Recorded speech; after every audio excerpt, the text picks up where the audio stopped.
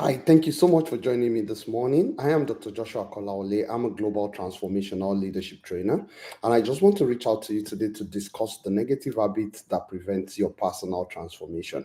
And I hope you would listen and listen to the end. I have about seven points to discuss on this habit that prevents personal transformation.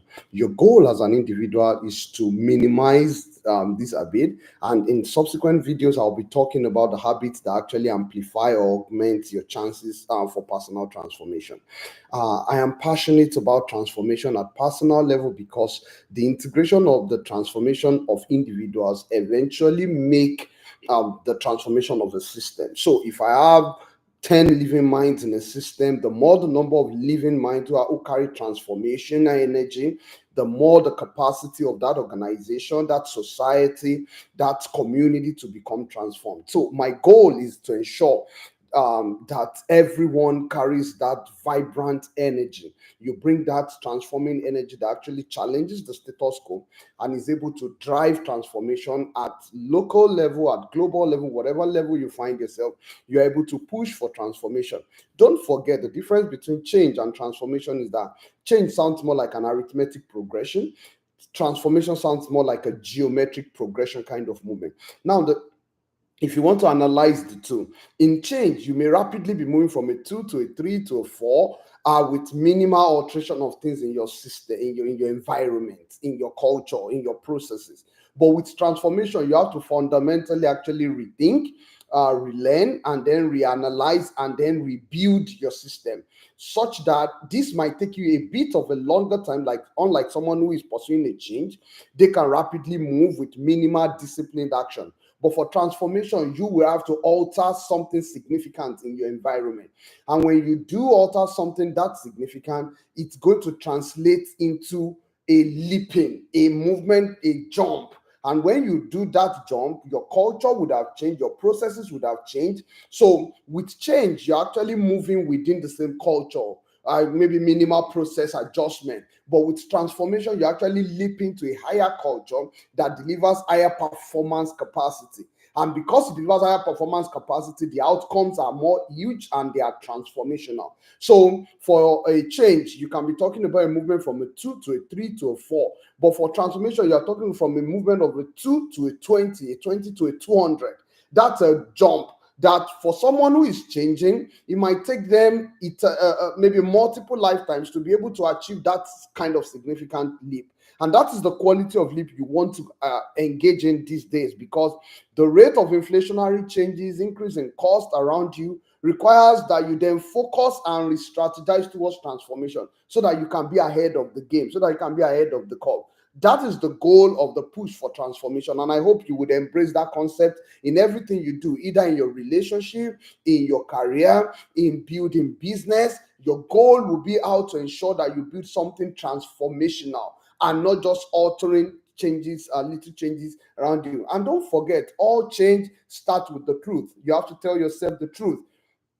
So if I'm going to go about talking about the negative habits, the first thing is you need to analyze yourself and be clear, do I have any of this? And if you do, then you need to really evaluate yourself and then be sure that you begin the work of transformation, either in your relationship, in your organization, in your pursuit of goal, in your career, in everything you do. You need to push yourself and say, okay, I need to work my way out strategically out of this challenge. So if you find yourself in any situation, in any challenge, you must seek clarity on the strategy to get out. Once you have clarity on the strategy, then you must put in the disciplined action to then work your way out. So my goal is to ensure that you get the disciplined action to work your way out of this seven negative habits that I'm going to be talking about that can impact your journey to transformation. And don't forget, one of the crucial things in the journey to transformation is self-sabotage.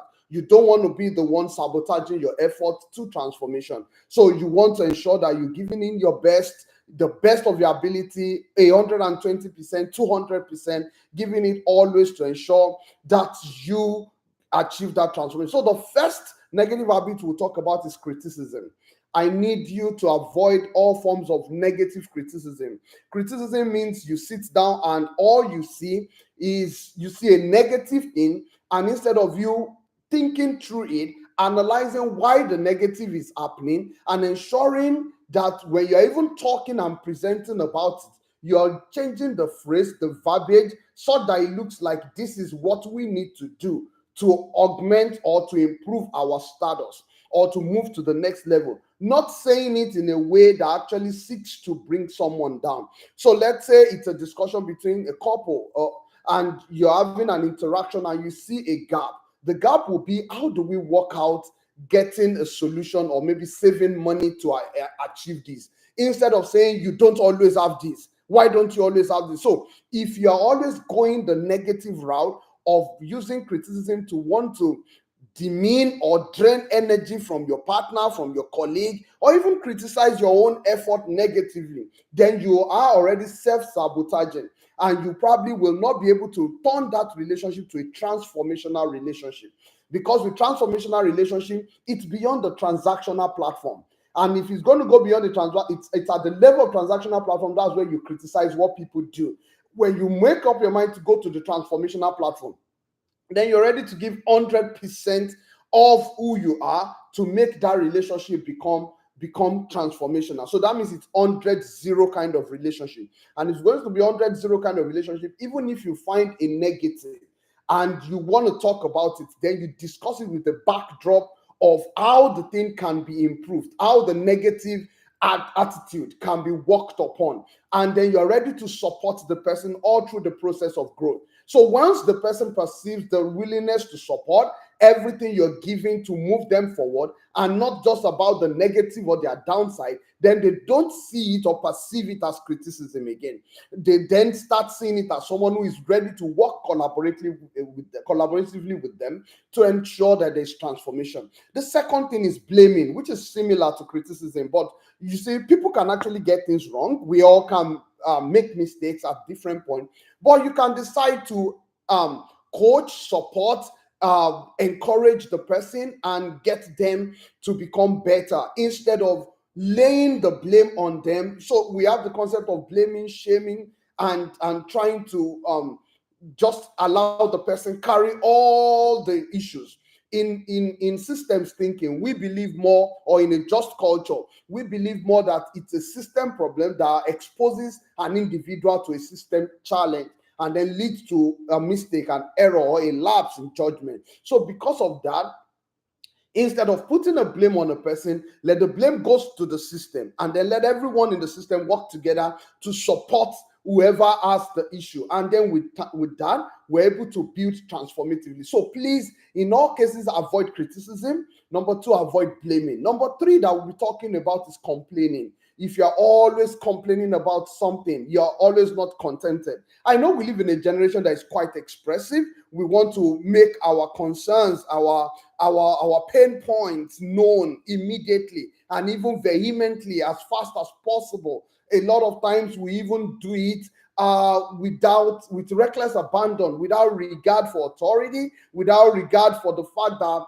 we're still going to be in this relationship afterwards, and we forget that if you bruise the relationship part now, even if you come back, it really might not look like the original again. So in this case, you complain too much. You need to watch your tongue, your tone, and how you even communicate what you're saying. So the heart of complaining is something you really need to kill in any relationship you have if you really want to transform that relationship. Instead of complaining, why not redirect the energy? Redirect the energy and use it to support, to encourage, present the word in a respectful manner, and that would really go a long way. The next thing is nagging. Nagging is common to people who really want to control, who are manipulative, who seem to have not worked so much on their emotional tendencies, and because of that, it could predispose them into manipulating out outcomes because they are not even ready to go through the due process. So nagging means you're shutting down the relationship, preventing talking about the issue, demonstrating some negative attitudes like rejection onto the other person, or to everyone in the maybe in an office or in an organization, just trying to keep to yourself and sabotaging work essentially. And this is not a transformative kind of attitude. So if you really want to become great, then you need to open up yourself.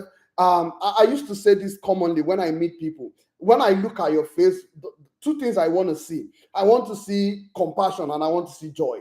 If I don't see you smile intentionally and let it really come from who you are, and then see that kindness in your face, I start getting careful around you, because it means you're already showing a predisposition to not being welcoming, to not being encouraging in your environment. So nagging is an attitude that really needs to be stopped if you want to transform your relationship, especially as husband and wife, as colleagues at work, in any kind of relationship you have.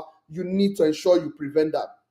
The next thing is threatening. You don't want to put anybody under pressure, like believing that you will withdraw your services because of something you're trying to push for. You will, even when you eventually get what you want, you have actually manipulated your way out. So threatening people. And another point which I will add to that is punishing, where you actually have to punish others, just like a wife having to punish the husband just to make their yearnings known. All these forms of emotional degrading attitude, such as complaining, nagging, they are like a progression: threatening, punishing. All these would actually destroy the fabrics or the fundamental nature of every relationship. And even when the relationship appears in the physical to still be standing, deep within the heart of the person that feels cheated, that relationship is actually draining, and it's already losing its joy, its fun, its compassionate nature.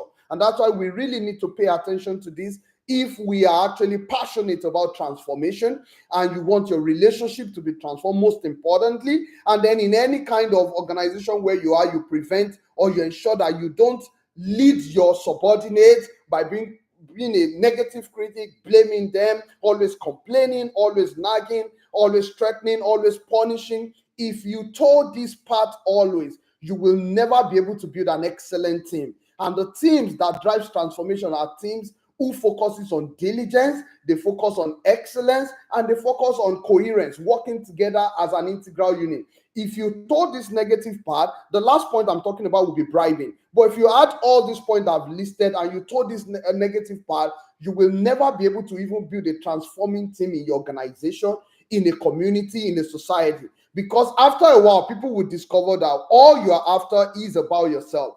These are attitudes that are really, really related to selfish and narcissistic individual. And so because of that, you need to avoid these habits: criticism, blaming, complaining, nagging, threatening, punishing, and bribing. You need to prevent using the attitude of maybe doing extra thing for people, because in your mind, you already know you want to get a gain ahead. Like, I know I really need him to help me get something done, maybe like the day after tomorrow. So today I make sure I buy him lunch. I get him something. The things I really don't do naturally before, and now start doing it, so that by Tuesday, by Wednesday, if I ask him for something, he would not be able to say no. Or maybe I just needed this decision to be influenced on a certain vote that will be in a meeting, and I just make sure I give him some tips to just encourage him to be on my side. All these forms of manipulation will really not build transformative relationship. It may look in the initial phase that you're getting ahead, you're making a positive gain, but trust me, it's only a matter of time before the negative outcomes of that bad attitude start showing. One of the cardinal points of transformation that I love to discuss, is attitudinal improvement, attitudinal development, attitudinal transformation. One great thing that would make us know that you're already becoming a matured mind who is transformed is when I see that your attitude has improved. So because of that, I am passionate about ensuring that we remove all negative habits that can actually lead to that can actually cause a self-sabotage on the journey to transformation. I want to implore you to keep listening to my channel. I'm Dr. Joshua Kolawole, and I'll keep bringing you global standard learning in a simplified way that would help you on the journey to personal transformation, team-based transformation, organizational transformation, societal, communal, and national transformation, where you'll be able to lead as a transformational leader who sets who runs on a very high standard of ethical dimension of character, who is intellectually stimulated, who runs on an idealized influence, and who gives a lot of individualized consideration to their team members. Thank you for listening, and bye.